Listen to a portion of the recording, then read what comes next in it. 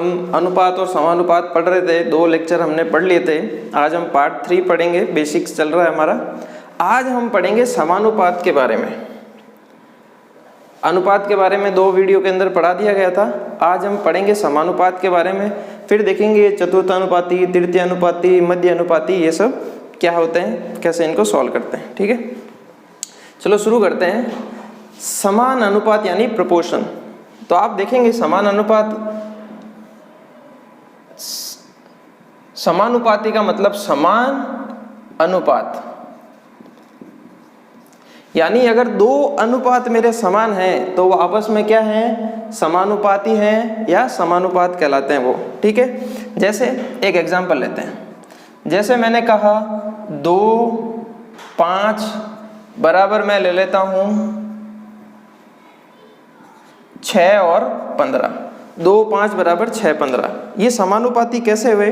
देखो, 2 और 5 का जो अनुपात है, जो मूल अनुपात है, वो दोनों का सेम है। कैसे? अगर आप इसको 3 से काटते हो तो ये कितना बचेगा, 2, और 3 से काटते हो तो कितना बचता है, 5। तो जो मूल अनुपात है वो मेरे क्या हैं, समान। तो मैं इसको कैसे लिखूंगा? तो मैं कह सकता हूं कि भाई 2:5 समानुपात है किसके, 6:5। इसका मतलब है यहाँ पे दिया गया अनुपात और यहाँ पे दिया गया अनुपात का मूल रूप क्या है, समान है। ठीक है, आई होप समझ में आ गया होगा। अब देखते हैं, मेरा कहने का मतलब ये है कि 2 अनुपात, लेट्स से जैसे मैंने कहा AB और मैंने दे दिया CD।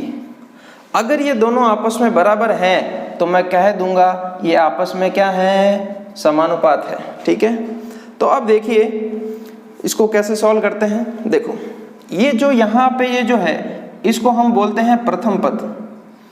ठीक है, B दूसरे नंबर पे है तो इसको क्या बोलते हैं, द्वितीय पद। ठीक है, ये मेरा कहलाता है तृतीय पद और ये मेरा कहलाता है चतुर्थ पद। ठीक है, यहाँ इन दोनों को मैं मध्य पद भी कह सकता हूँ। क्या कह सकता हूँ, मध्य पद। और इन दोनों को क्या कह सकता हूँ, बाहरी पद, बाह्य पद कह सकता हूँ। ठीक है, अब इनका आपस में एक रिलेशन है, उसको हम देख लेते हैं। ठीक है, अब समानुपात के अंदर क्या होगा, ये पॉइंट दिमाग में रखिए आप हमेशा, कि प्रथम पद और चतुर्थ पद, यानी पहली टर्म और दूसरी लास्ट टर्म को आप जब मल्टीप्लाई करोगे, वो मल्टीप्लाई हमेशा इक्वल होगा किसके, मध्य पदों के बराबर, यानी द्वितीय पद गुणा तृतीय पद। फर्स्ट टर्म और फोर्थ टर्म को मल्टीप्लाई करोगे वो हमेशा किसके बराबर होगी, सेकंड टर्म और थर्ड टर्म के बराबर। इसका मतलब ये है कि A गुणा D ऑलवेज इक्वल होगा किसके, B गुणा C के। ये बेसिक प्रॉपर्टी है, आपको ध्यान में रखना है। ठीक है, हम एक एग्जांपल लेते हैं, क्वेश्चन लेते हैं कि किस टाइप के क्वेश्चन आएंगे। पहले अनुपात समानुपात को ही पूरा पढ़ते हैं, फिर हम इन जो इसके टाइप्स हैं उसके बारे में पढ़ेंगे। ठीक है, आपको कह देगा कि 3:4 समानुपात है 12:, तो ये पद याद करो। कोई भी कह सकता है, कोई भी पद खाली कर सकता है। ठीक है, इसका मतलब अगर ये समानुपात है तो इसका और इसका मूल रूप क्या होगा, बराबर। तो अभी हमने जाना, मैं क्या करूंगा, बाह्य पदों का गुणा, यानी फर्स्ट इंटू लास्ट, वो मेरे हमेशा किसके बराबर होगा, मध्य पदों के बराबर, यानी दूसरे और तीसरे के बराबर। तो मैं इसको लिखूंगा 3 गुणा x, वो किसके बराबर होगा, 4 और 12 के। तो मुझे x का मान ज्ञात करना है, तो 4 गुणा 12 और 3 अभी कहाँ है, गुणे में, तो नीचे आएगा भाग में। ये इससे कटा कितनी बार, 4, 4 चौक 16, यानी x का मान कितना आ गया, 16। तो मैं कह सकता हूं कि 3 का संबंध जो 4 के साथ है वही संबंध 12 का किस संख्या के साथ है, 16 का। मूल रूप क्या होने चाहिए, मूल अनुपात हमेशा क्या होने चाहिए, बराबर। अब आप इसको 4 से काटो तो 4 तिया और 4 चौक, ये देखो मूल रूप से बराबर आया कि नहीं आया, ठीक है। तो इस प्रकार हम 4 पद दे रखे हैं, तो कोई भी एक पद हमसे पूछा जाए तो हम निकाल सकते हैं, ठीक है।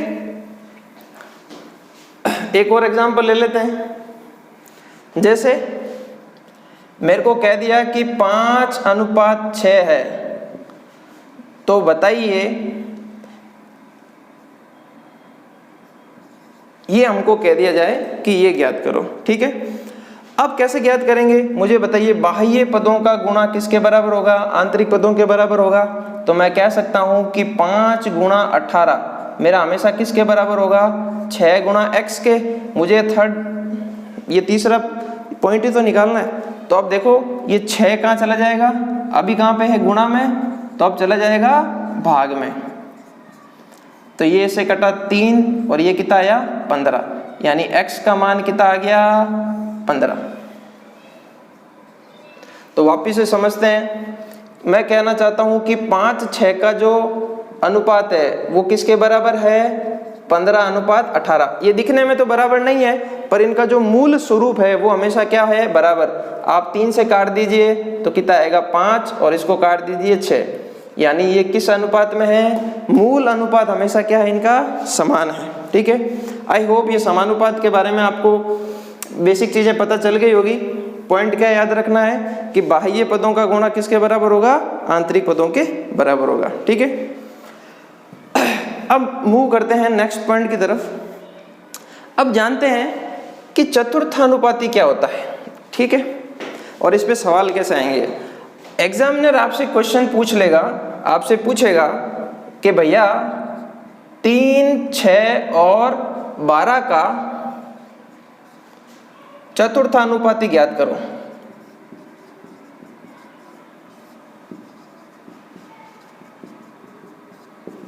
आपसे पूछ लेगा 3, 6, 12 का चौथा पद क्या होगा।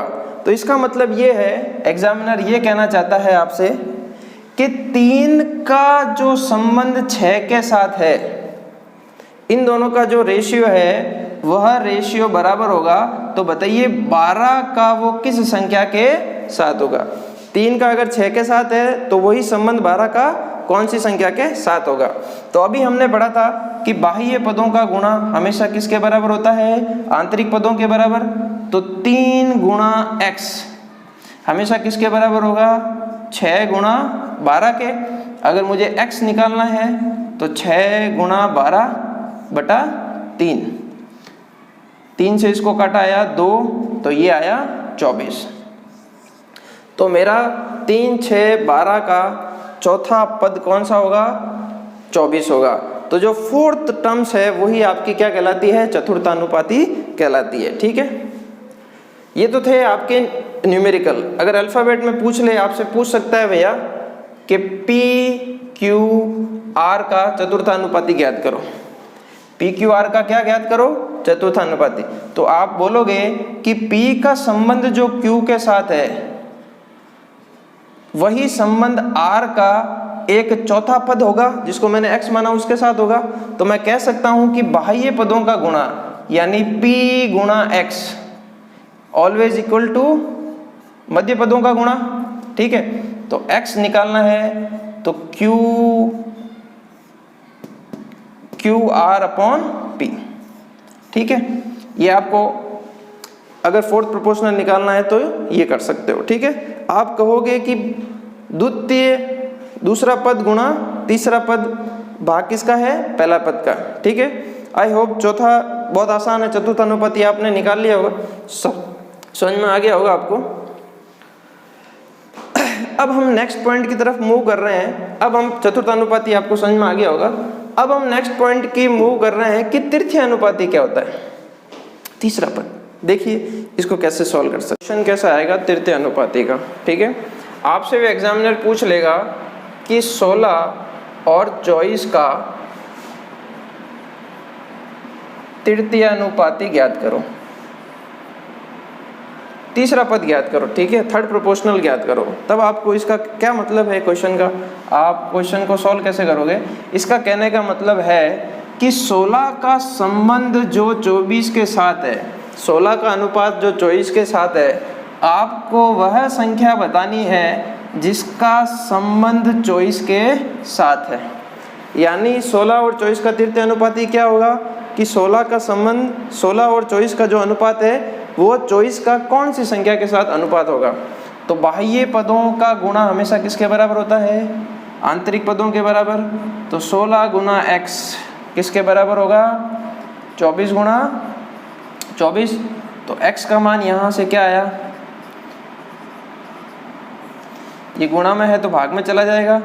4 से काटोगे तो कितना आया 6, फिर 4 से काटा तो कितना आया 6, तो ये कितना आया 36। इसका मतलब मैं कह सकता हूँ कि भाई 16 और 24 का तृतीय अनुपाती कितना है 36। इसका मतलब है कि 16 का संबंध जो 24 के साथ है वही 24 का संबंध किसके साथ है, 36 के साथ। इनके मूल रूप से क्या होने चाहिए, बराबर होने चाहिए। अब देखो आप 2 से काटो इसको तो ये आया 8, और 2 से काटोगे तो ये कितना आया 12, 2 से काटोगे तो कितना आया, 3 से काटो इसको, 3 से काटोगे तो 8 तिया 24 और ये आया 12 तिया 36। तो ये मूल रूप से समान हुए कि नहीं हुए, तो ये इसका थर्ड प्रोपोर्शनल हुआ। ठीक है, ये तो था कि जब आपको कोई संख्या दे दे, कभी कभी आपसे वो पूछ सकता है, सिर्फ इतना सा क्वेश्चन पूछ सकता है कि x और y का तृतीय अनुपाती क्या है, यानी थर्ड प्रोपोर्शनल क्या है, सिर्फ x और y का। तो आपको ये समझना है, ये कहना चाहता है कि x का संबंध जो y के साथ है, x का जो y के साथ अनुपात है, वही अनुपात y का एक और संख्या के साथ है जो मैंने x मान ली है। तो इसको x की जगह मैं मान लेता हूँ a मान लेता हूँ कि वह संख्या क्या है a। तो आप बोलोगे कि बाह्य पदों का गुणा यानी x गुणा a किसके बराबर होगा, मध्य पदों के गुणा y गुणा y। अब आपको क्या निकालना है, चौथा पद निकालना है, y गुणा y क्या आ गया आपका y स्क्वायर, और ये x कहाँ चला जाएगा, भाग में। तो यहाँ से आपको पता चला कि भाई आपको जब भी तृतीय अनुपात निकालना है तो x, ये जो सेकंड टर्म है उसका आप स्क्वायर करके फर्स्ट टर्म का भाग दे देंगे। ठीक है, आई होप समझ में आ गया होगा। एक और एग्जांपल ले लेते हैं। आपसे वो कह देगा, अब क्या ये कह देगा कि a b का तृतीय अनुपाती ज्ञात करो। तो आप बोलोगे कि a का अनुपात b के साथ है, वही अनुपात b का एक और संख्या होगी जिसको मैं अब मान लेता हूँ, मान लिया मैंने इसको x मान लिया। ठीक है, तो आप कहोगे बाह्य पदों का गुणा a गुणा x किसके बराबर होगा, मध्य पदों के गुणा b गुणा b। तो मुझे अब चौथा पद x निकालना है, तो b गुणा b क्या हुआ, b स्क्वायर, और ये फर्स्ट पद नीचे चला जाएगा। ठीक है, तो मध्य पदों का इससे मुझे क्या पता चला कि ये तो प्रथम पद है और ये द्वितीय पद। तो द्वितीय पद का स्क्वायर नीचे किसका भाग दे दूंगा, प्रथम पद का। तो सिंपल है, आप खुद भी डायरेक्टली ऐसे भी सॉल्व कर सकते हैं उसको। ठीक है, अब हम नेक्स्ट मूव कर रहे हैं, वो है हमारा मध्य अनुपाती। इम्पोर्टेंट है ये, क्वेश्चन आते हैं बहुत सारे। मध्य अनुपाती क्या होता है, यानी मध्य का भाग। ठीक है, क्वेश्चंस कैसे आएंगे देख लेते हैं। लेट्स से आपको बोल देगा कि a और b का मध्य अनुपाती ज्ञात करो।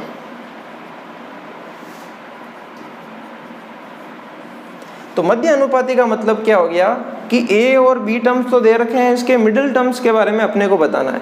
तो मान लेते हैं, अब इसको कैसे सॉल्व करना है, इसका मतलब है कि a का संबंध कोई संख्या x के साथ है, वही अनुपात समानुपात x का b के साथ है। यानी a का संबंध जो x के साथ है वही x का b के साथ है। तो इनके मध्य पद मतलब ये बीच वाले ये पद निकाल लें। तो अभी मैंने बताया था कि बाह्य पदों का गुणा a गुणा b किसके बराबर हो गया, मध्य पदों के बराबर, x गुणा x। अब मुझे तो ये क्या हो गया, a गुणा b और x गुणा x क्या हुआ, x स्क्वायर। ये तो है x स्क्वायर है, मुझे क्या निकालना है x, तो ये स्क्वायर उधर जाएगा तो ये किस में बदल गया, रूट ab। ये फॉर्मूला है, डायरेक्ट सवाल भी आता है कि ए और बी का मध्य अनुपाती क्या होगा, तो रूट ए बी। कैसे आया, आई होप समझ में आ गया होगा। अब एक क्वेश्चन ले लेते हैं इस पे बेस्ड, ठीक है। आपको वो कह देगा कि 4 और 9 का मध्य अनुपाती ज्ञात करो, क्वेश्चन दे देगा 4 और 9 का मध्य अनुपाती। तो मैं पूरा बेसिक से सॉल्व करा देता हूँ एक बार इसको डिटेल में कि भाई क्या मतलब हुआ। ये कहना चाहता है कि 4 का एक मध्य पद x के साथ संबंध है, वही संबंध x का किसके साथ है, 9 के साथ। ये मध्य पदी तो निकालने अपने को। तो अब क्या करेंगे, बाह्य पदों का गुणा, यानी 4 गुणा 9 हमेशा किसके बराबर होगा, मध्य पदों के गुणा, x गुणा x। तो 4 गुणा 9 कितना आ गया, 9 चौक 36, और ये x गुणा x क्या आया, x स्क्वायर। x हटेगा तो उसके ऊपर आ जाएगा रूट, ये x स्क्वायर हटा तो इसके ऊपर रूट आया, तो x की वैल्यू कितनी आ गई, 6। यानी 4 और 9 का मध्य अनुपाती कितना है, 6। इसका मतलब है कि 4 का अनुपात, अगर 4 और 6 का अनुपात वही है जो 6 का 9 के साथ है। आप इसको 2 से काटें तो ये कितना आ रहा है, 2 और 3। इसको 3 से काटें तो ये आया 2 और 3, यानी अनुपात मेरे क्या होंगे, समानुपात। अनुपात हमेशा क्या होंगे, बराबर। यही हमारा समानुपात होता है। आई होप चीज़ें समझ में आई होगी आपको, ठीक है।